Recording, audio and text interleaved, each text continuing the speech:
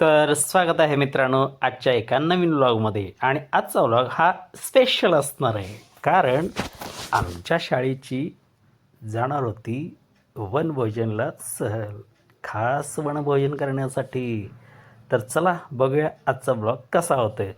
तर ही आमची ही सगळी मुलं कशा पद्धतीने चाललेत बघा. तसं तर हायवेच होता, परंतु रस्त्याच्या कडेने आपले सगळे चाललेले होते. सोबत शिक्षकही होतेच, त्यामुळे काय तेवढी अडचण नाही. तर आम्ही येणार होतो इथं खिलार कॅटल फार्मला. जतपासून आमचं एक 3-3.5 किलोमीटर अंतरावरती एक अतिशय सुंदर असं हे ठिकाण आहे. अगदी निसर्गरम्य आहे, गर्द झाडी आहेत, आणि तिथं एक छोटंसं दत्ताचं मंदिर. आणि तिथं अशा पद्धतीनं ही सगळी मुलं पोचली. तर कशा पद्धतीने चालू आहे बघा त्यांची ही सगळी मस्ती.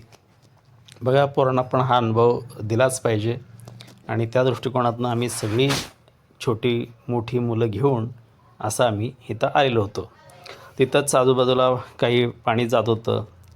तिथं आजूबाजूला त्या कॅटलच्या म्हणजे त्या जनावरांसाठी चारा लागवड देखील केलेली असते कायम. हा एक शासकीय प्रोजेक्ट आहे आणि त्यामुळे तिथं पाणी पण होतं. सगळ्या गोष्टी असतात तिथं. मग अशा पद्धतीनं आमची ही सगळी मुलं खास एन्जॉय करत तिथंपर्यंत चालत चालत पोचलेली होती. बघा, छान वाटत होतं त्यांना पण. तसं तर चालून थोडीशी ती थकलेले होतेच, कारण एवढं 3-3.5 किलोमीटर कधी ते चालले असतील नसतील. परंतु त्या चालण्यात देखील एक मजा असते. मित्रांच्याबरोबर दंगामस्ती करत गप्पा गोष्टी करत अशा पद्धतीने त्यांचं ते चालणं असतं.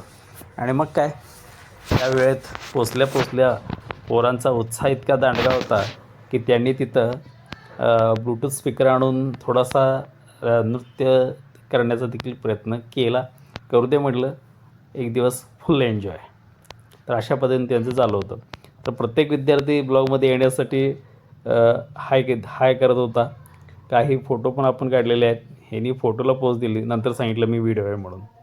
तर अशा पद्धतीने त्यांचं ते चाललेलं होतं. हे सगळे माझे सबस्क्रायबर आहेत.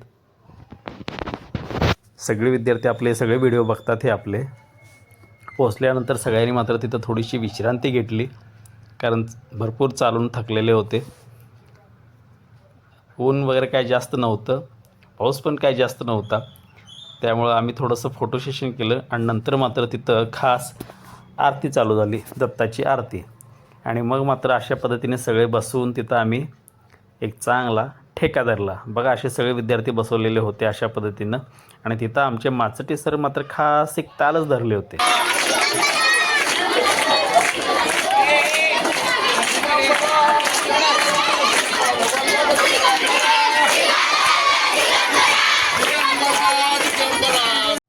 तर अशा पद्धतीनं सगळ्या मुलांना एकत्रित बसून आम्ही छानपैकी अशा पद्धतीनं आरती करून घेतली.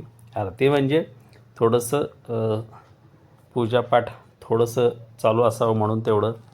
त्यानंतर आमचे ज्येष्ठ शिक्षक आदरणीय आवटी सरांना आम्ही आमंत्रित केलं. पुढं बोलवून त्यांच्या हस्ते ही आरती अशा पद्धतीने करून घेतली. सगळी मुलं अगदी जयदेव जयदेव असा काय सूर लावत होते की ते चांगल्या पद्धतीचं एन्जॉयमेंट त्यांची चाललेली होती. असं बघा, खास पोरांचं काय काय काय वेगळंच चाललं होतं सगळं. अशा पद्धतीने ती आरती करून घेतली. सगळी मुलं अगदी ठेक्यात चालू होती सगळे. बघा किती छान बसलेले सगळे. यानंतर मात्र आम्ही आमच्या मॅडमना पाचारण केलं. म्हटलं जरा तुम्ही पण या.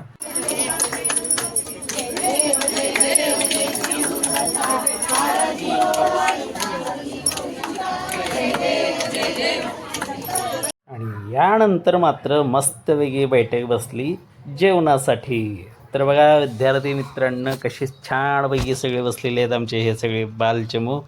अगदी असं छान झाडाखाली बसण्यात एक वेगळी मजा असते. यालाच तर खरं वनभोजन म्हणतात. कुठेतरी जंगलात येऊन आपण भोजन करतो आहे, वनात येऊन भोजन करतो आहे. आणि मग अशा पद्धतीने हे सगळे आपल्या आपल्या ग्रुप वाईज बसलेले होते.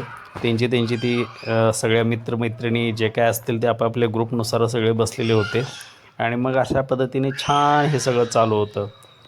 सगळे अगदी थकून भागून आलेले असल्याकारणाने जेवणात मात्र अगदी सगळे ताव मारत होते.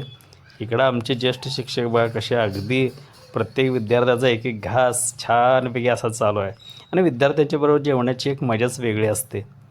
तर आम्ही हा आनंद सगळा असा लुटलेला आहे. थोडंफार फोटो सेशन पण झालं आमचं. अशा पद्धतीने सगळं फोटो काढून घेतले. बऱ्याच विद्यार्थिनी अशा पद्धतीने फोटो काढत होते आणि अर्थात त्यांना मोबाईल अलाउड नव्हता, त्यामुळे ते आमच्याच फोनमध्ये फोटो काढून आम्हाला पाठवा, मला पण पाठवा, संध्याकाळी मला माझे फोटो पाठवा, अशा पद्धतीने रिक्वेस्ट करत होते. आम्ही भरपूर फोटो काढले आणि त्या पद्धतीने त्यांना पाठवून पण दिले. असेच त्यांच्या आठवणी त्या कायमसोबत असणार आहे त्यांच्या.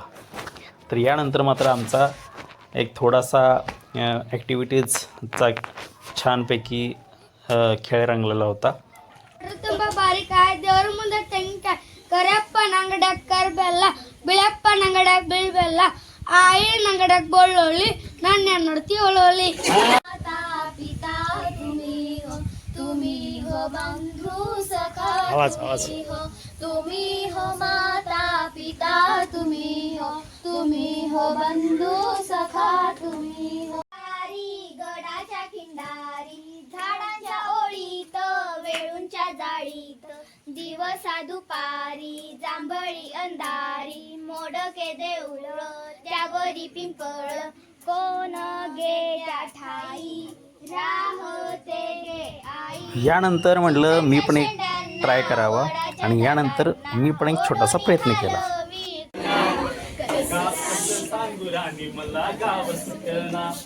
बंद गळ्यामंदी माझ माव नाग अंग चिंचया कपड्यामंदी झाली कशी दुनिया झाली कशी तंग जो तो आहे राणी आपल्या धुंदीमध्ये दंग माणसानी माणसाचे सोडले का रंग म्हाताऱ्याच्या धोत्र्याची गाठ सुटना काय सांगू राणी मला गाव सुटना पारी आली छरी गेली झाली त्याची तारी पाडव्याच्या ढिगाऱ्यात पाठी राहिली कोरी कॉलेजच्या कट्ट्यावरती गर्दी झाली सारी आपल्याच्या प्रिया कपड्यामंदी फिरती साऱ्या पोरी म्हातारीच्या डोईवरचा पदर हटना काय सांगू राणी मला गाव सुटना शहरातली गाडी बघा तुमचं गाणं गाती भावनांनी भावनाशी तोडली का नाती ओल्या चिंब पावसात ओली चिंब नाती शारदाच्या चांदण्यात भिजल्या कागराती सर्जा राजाची जोडी माग हटना काय सांगू राणी मला गावाकडची माणसं कधी साधी आणि भोळी प्रेमाच्या या रंगामध्ये रंगती आमची होळी दिवाळीच्या राणामध्ये जमली सारी मंडळी सुरसुरीच्या सुरामध्ये चाकू पुरण पोळी चुलीवरच्या भाकरीची चव सुटना शहरातली पोर कशी साहेब झाली गावाकडली पोर आता पारा खाली आली मास्तराच्या ठेक्यावरती शाळा सुटना